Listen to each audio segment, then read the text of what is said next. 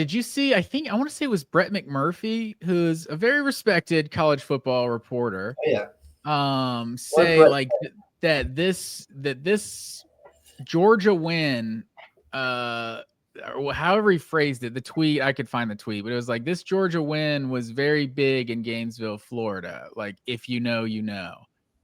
And basically saying like Lane Kiffin losing this game is like gonna be a reason why, I guess. Oh, he's hit the ceiling at Ole Miss. Maybe he needs fired by Ole Miss, and Florida's gonna hire him. Like, well, obviously he's not gonna get fired, but maybe this is just a realization for Lane Kiffin. I don't know. I've seen Kiffin Florida stuff. I'm sure Kiffin Florida stuff isn't going to go away until Florida actually hires a coach. Because every time there's like a blue blood, not that Florida's really a blue blood, but anytime there is like an elite tradition. Ooh, shots fired. They're not a blue blood. No, they're not. Go ahead. But yeah, anytime there's like what I'm getting to is it's going to be a lot more of an interesting conversation if that LSU job opens up. That's when the Kiffin stuff is going to get really interesting, but we'll see if that happens. That'd be interesting. Got a big old buyout, so I don't know if they're going to want to stomach that. But college football teams don't seem to be too afraid of buyouts anymore, so we'll see. Yeah, that's fair. And you saw with Florida, they didn't even put anything in the contract, I guess, from what I heard, about him taking another job. Like a lot of teams. Yeah, I did too. They're like, dude, we don't care. Like, so he's still getting that full buyout regardless.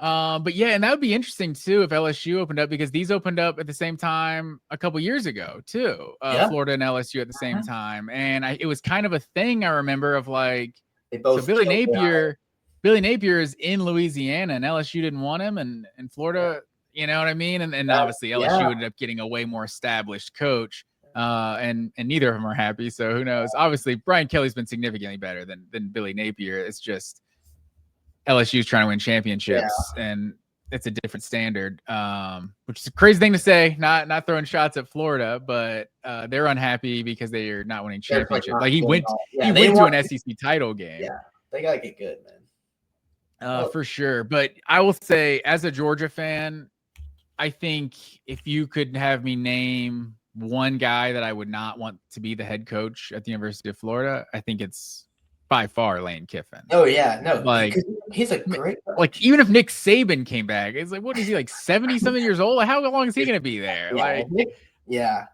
be annoyed. Kiffin is a great coach, man. I mean, that Ole Miss game, I was just in awe the whole time of like, dude, this is like, not that I'm a play calling savant and I can look and be like, look how they set up that concept by running that concept 2 drives before, but I just felt like Ole Miss had so many just easy dump offs where Chambliss was just catching the snap, one read, wide open, guy gets 10 yards of yak. Like, they must have done that 4 times in the first half. And that is like, you've got to have good athletes to do stuff like that for sure. And you've got to have players that run the system well. But really, like, that's just amazing play calling. And yeah, Kiffin is a demon, man. I mean, he's blown out Georgia last year. Like, if you get him the guys, he's definitely up there for one of the best coaches in college football, like without a championship. Yeah, and I wonder what him going to Florida would do to this Kirby Kiffin dynamic of like this little rivalry they kind of got, and how they troll back and forth and stuff. It's like, I don't know, it's all like lighthearted at this point, but the Florida and Georgia fan bases just hate each other so much. Like, it's like Mullen was trying to troll Georgia, and it's like he just coming off, like, I don't know, so cringy. Like, Spurrier used to be the big. Yeah, see, Spurrier, it was legit. Like, this man hated Georgia. I respect the hell out of how much of a hater Spurrier was. Like, I'm pretty sure Georgia ruined his undefeated season when he was a player, like the year he won the Heisman. Yeah, he never forgot it. For sure. That was the #1 team he hated. So, and they were just so much better than Georgia over that period too. And it's like Urban Meyer, like with the timeouts and stuff, like after it's like, whatever, you know, he was getting his troll on. Like it was you couldn't say anything. They were better than us, you know, like Ron Burgundy. He's like, she's better than me. It's frustrating, but it's been a long time. What, Muschamp, McElwain, Mullen, those boys have Napier. I mean, Mullen, they for a while they did have something with Mullen, but I guess for a multitude of reasons that team kind of peaked in 2020 with Kyle. But yeah, I mean, they've got all the resources and they're starved to win at this point after, being just kind of bad for however long. Like Florida, whoever gets this next coach, whoever their next coach is going to get the keys to a Lamborghini in terms of how much money he's going to be able to just throw at guys. Apparently they're kind of like Georgia a decade ago. I mean, not nearly as successful. Like obviously Mark Richt is winning 9-10 games all the time. Like they're firing their coach because they're bad. But in terms of like the facilities and everything, apparently they were way behind in all that stuff for a while. And so they've finally caught up in some of the NIL and the facilities and stuff like that. So it might be a more attractive job now. It's interesting. It feels like Florida fans, and maybe I'm overvaluing the opinion of the one Florida fan in my group chat. But it feels like they're turning their nose up to like someone like James Franklin or something. And it's like, I don't know if James Franklin went to Florida, it's like, you guys should be very happy. That's a huge upgrade, but I don't know. I guess just where his stock is right now, I guess you wouldn't be happy, but I don't know. Yeah. It'll be interesting to see where Franklin winds up if he takes on another like Vanderbilt style project where it's like, take this.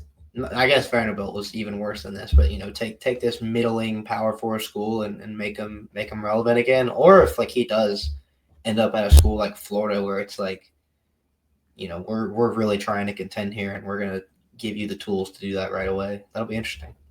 Yeah, I really want to know where Franklin ends up in this cycle because like so many jobs are opening up and it's like he's one of the better coaches in all of college football. He's most likely going to be like the most like proven successful one that's like on the open market, just in terms of doesn't have a job. But I don't know. There's certain programs that think they're better than him. So I'm worried. I'm wondering if he gets an Auburn, Florida State, Florida, if one of those two open up, or if it's like an Arkansas type of thing of like he's got to prove it again and get back to before he gets back to like another elite job. Like I don't know. Yeah, he might have to take a little bridge job in there, like Kiffin going to FAU. Yeah, maybe something like that. I will say that we'll get into the Florida game obviously next week and everything, but does the interim thing worry you more? Like if Napier is the head coach, the interim cheese. Yeah, the interim cheese is 100% real, my friend. I am very concerned. That is a real thing. Teams will fire their coach, and the interim will come in, and they will just go crazy. That NFL and college, the interim cheese is real, bro. I'm not familiar with this term. Like UCLA fired their coach, and then they got James Franklin fired. Like it's real. Who did you say? UCLA. Didn't they fire they fired their coach and then they got on like a 3-game winning streak or something. Like they were like literally like the worst team in the nation. They really were. They had like 5 people in their stadium like every game. And then they in-state. Like it was crazy. Yeah, they were like 0-5 or something. Yes, they had literally not won a game. Man, like, that's wild. That would have never happened if it weren't for the interim cheese. And then Billy Gonzalez is the interim guy. So he's been the wide receiver coach last couple years, Florida Atlantic's wide receiver coach. I guess he was on Mullen's staff at Florida, and it looks like Mullen's staff at Mississippi State the whole time as well. Is he wide receiver coach at Florida in the Urban Meyer years? Oh, he's also under Urban Meyer at Utah and Bowling Green. So he was Urban Meyer guy basically. So he's an Urban Meyer and Dan Mullen guy. Yeah, played at Colorado State wide receiver. Yeah, that's true. So welcome back, Steve Spurrier. Well, yeah, we'll